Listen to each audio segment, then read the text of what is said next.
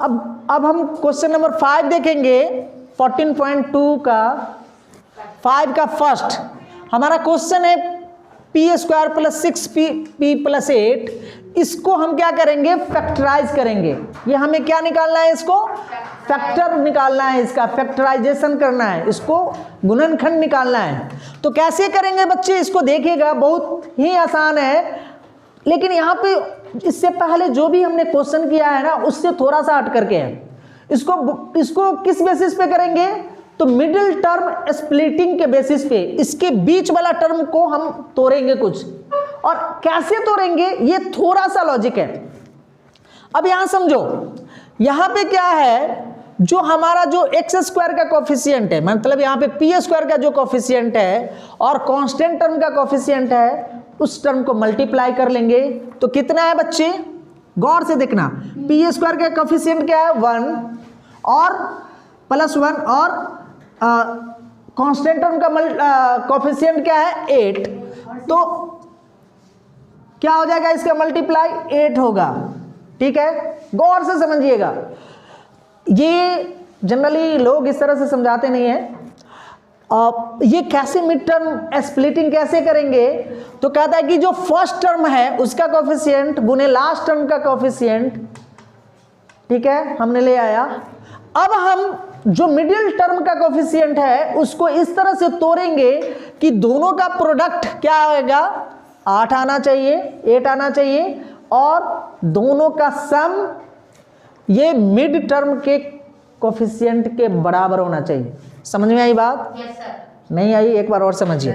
हम ऊपर वो भी है पावर, हाँ ठीक है, नहीं पावर है, ठीक है, अपने आप आ जाएगा। लेकिन हमारा यहाँ पे लॉजिक ये है कि हम इसको मिड टर्म को कैसे तोड़ें ताकि हमारा जो है ना, इसका फैक्टराइजेशन हो जाए। तो बच्चे यहाँ पे क्या है कि पहली बात क्या है कि फर्स्ट और लास्ट टर्म 1 और 8 दोनों का कोफिशिएंट क्या है, +1 + 8, तो दोनों का मल्टीप्लाई क्या हो गया 8। तो 6 को हम इस तरह से तोड़ेंगे कि दोनों का सम आना चाहिए 6 और दोनों का प्रोडक्ट आना चाहिए +8। कैसे, सो देखो 6 को आप कैसे लिख सकते हो, 3 × 3 लिख सकते हैं, समझो लिख सकते हैं ना। 3 × 3 क्या हो जाएगा 9, लेकिन 3 + 3 क्या हो गया 6। तो बीच वाला टर्म तो आ रहा है लेकिन प्रोडक्ट उसका 8 नहीं आ रहा है, तो ये नेग्लेक्ट हो जाएगा। अब आप इसको एक दूसरा तरीका क्या है, ठीक है ना, इसको आप नेग्लेक्ट करो। दूसरा तरीका क्या है कि 6 × 1 = 6 और 6 + 1 = 7। ये भी रॉन्ग। हमें लाना कितना है, हमें लाना है 8 और सम उसका लाना है 6।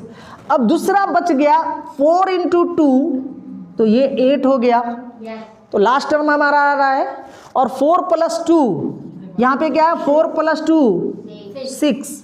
तो हमारा जो स्प्लिटिंग होगा दो टर्म का 6 को हम कैसे करेंगे, तो 4p + 2p के फॉर्म में 4p + 2p ऐड करेंगे तो कितना होगा, ऐड करेंगे तो 6p होगा, और उसका प्रोडक्ट क्या होगा 8p² होगा, और हमारा बन जाएगा। देखिए समझ में आ गई वो।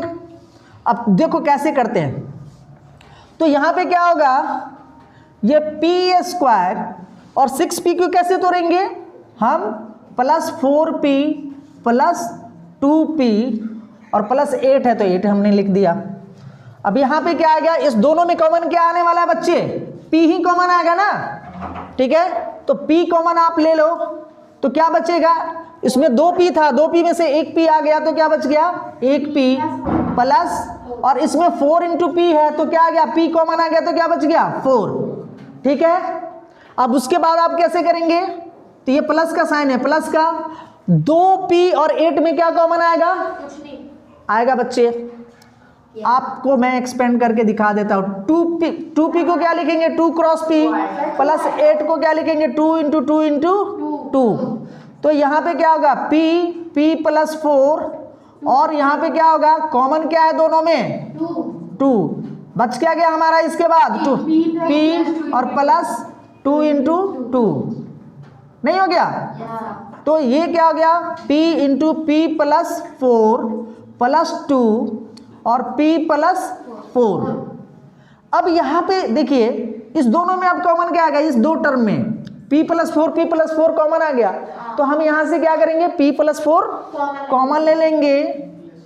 तो क्या बच गया यहाँ पे बच्चे, p प्लस 4 कॉमन आपने ले लिया तो क्या बच गया, p और प्लस 2।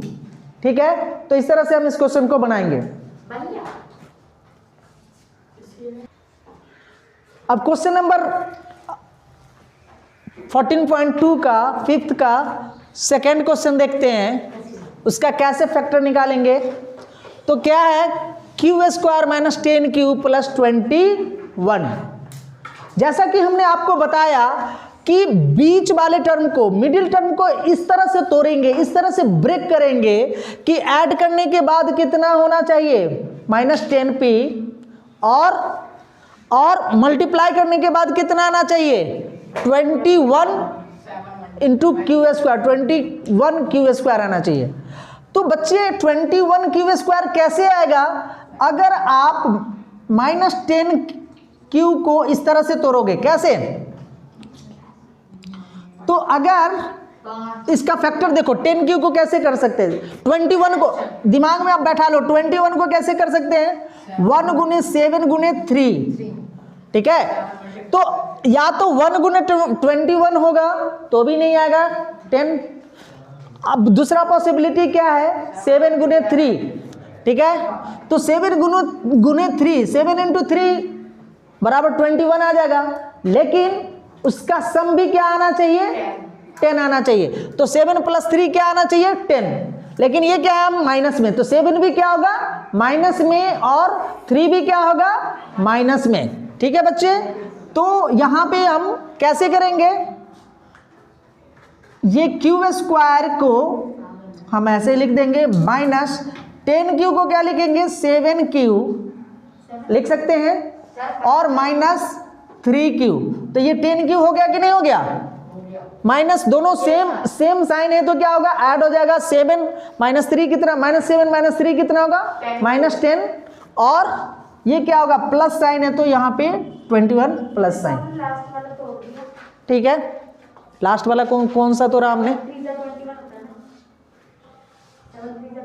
हाँ तो वही लाना ही तो है हमें। हमने बीच वाला टर्म को ऐसे तोड़ा, जोड़ो इसको, तो जोड़ने के बाद क्या आ गया, -10, और मल्टीप्लाई करने के बाद क्या आ गया, माइनस माइनस प्लस, 7 इंटू 3 21, तो प्लस 21।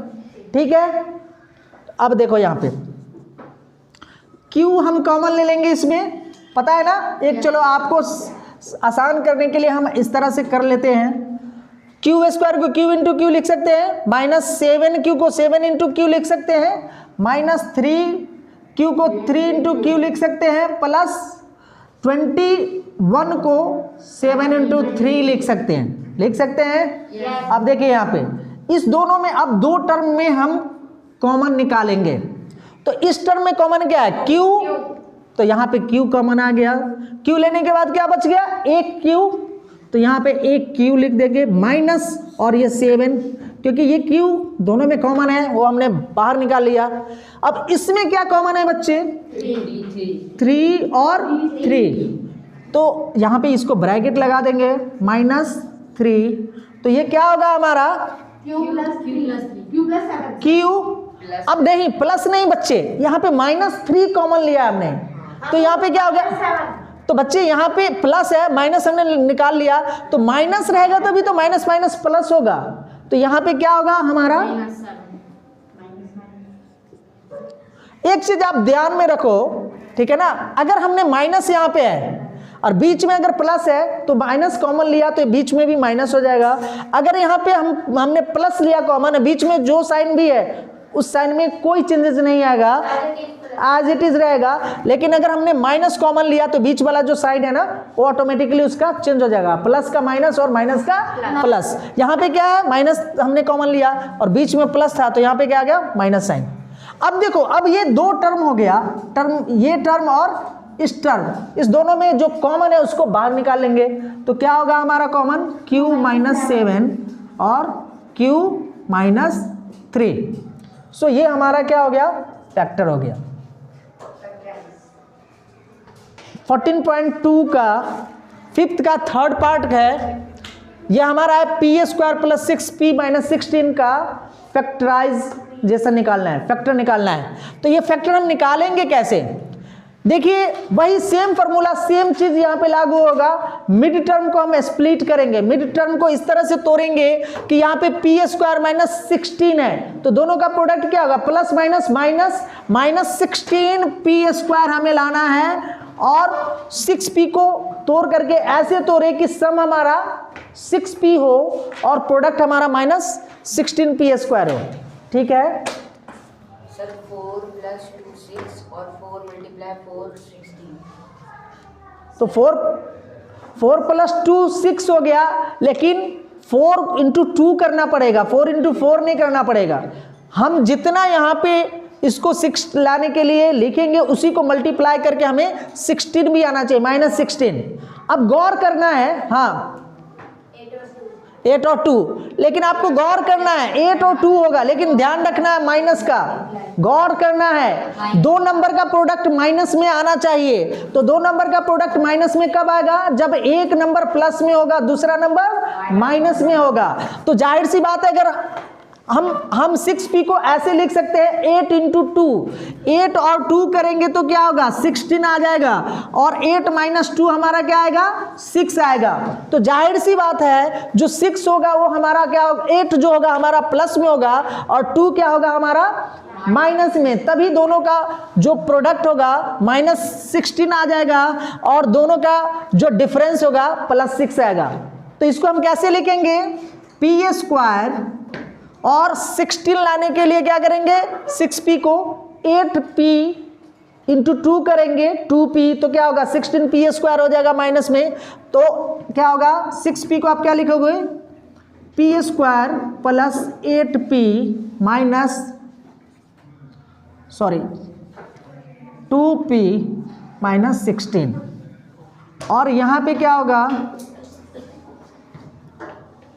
p स्क्वायर को कैसे लिख सकते हैं? p × p प्लस 8 को कैसे लिख सकते हैं? 8 × p माइनस 2p को कैसे लिख सकते हैं? 2 × p, और 16 को कैसे लिख सकते हैं?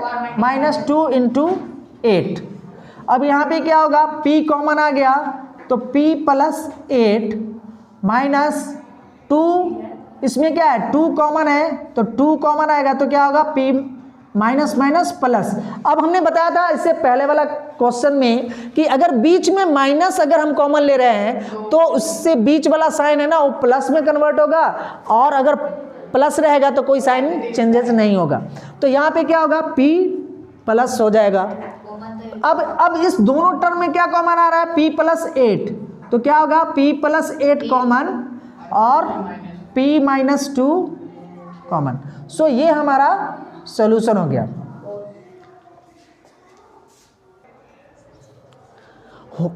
मैं आशा करता हूं कि आपको ये कॉन्सेप्ट अच्छी तरह समझ में आया होगा। अगर आपको पसंद आया होगा और समझ आया होगा तो आप हमारे वीडियो को लाइक करिए, सब्सक्राइब करिए। Thank you very much for giving your time. Thanks.